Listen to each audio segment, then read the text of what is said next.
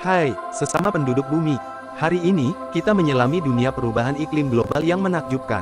Bersiaplah, karena kami akan mengungkap beberapa fakta menakjubkan dan mengeksplorasi kontroversi seputar topik hangat ini.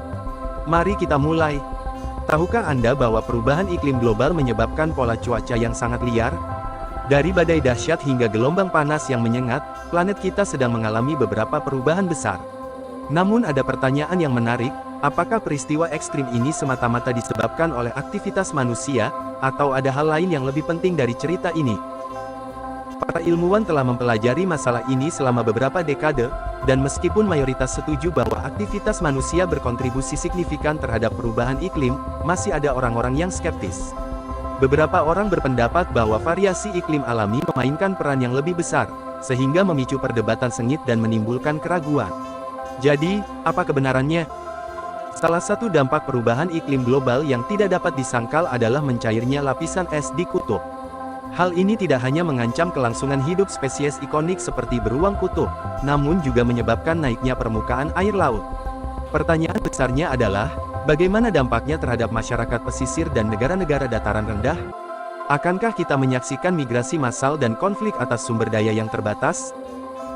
Sekarang, mari kita bicara solusinya. Dorongan terhadap sumber energi terbarukan seperti tenaga surya dan angin telah mendapatkan momentum yang signifikan. Namun ada yang berbeda, beberapa orang berpendapat bahwa transisi ke energi terbarukan terlalu mahal dan tidak praktis.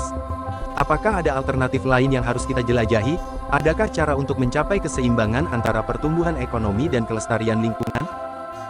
Pemain utama lainnya dalam permainan perubahan iklim adalah deforestasi. Perusakan hutan tidak hanya berkontribusi terhadap emisi gas rumah kaca namun juga mengancam keanekaragaman hayati. Haruskah kita lebih fokus pada upaya reboisasi?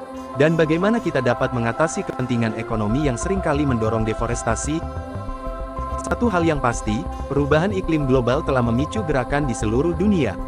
Mulai dari aktivis yang bersemangat hingga mahasiswa muda yang turun ke jalan, masyarakat menuntut tindakan. Tapi apakah itu cukup? Apakah pemerintah dan perusahaan melakukan bagian mereka untuk memerangi perubahan iklim? Atau apakah kita hanya menyaksikan janji-janji kosong dan tindakan ramah lingkungan, greenwashing? Saat kita mengakhiri tur perubahan iklim global ini, ingatlah bahwa pembicaraan ini masih jauh dari selesai. Masa depan planet kita ada di tangan kita, dan terserah pada kita untuk menemukan solusi inovatif, menantang status quo, dan memastikan dunia berkelanjutan untuk generasi mendatang.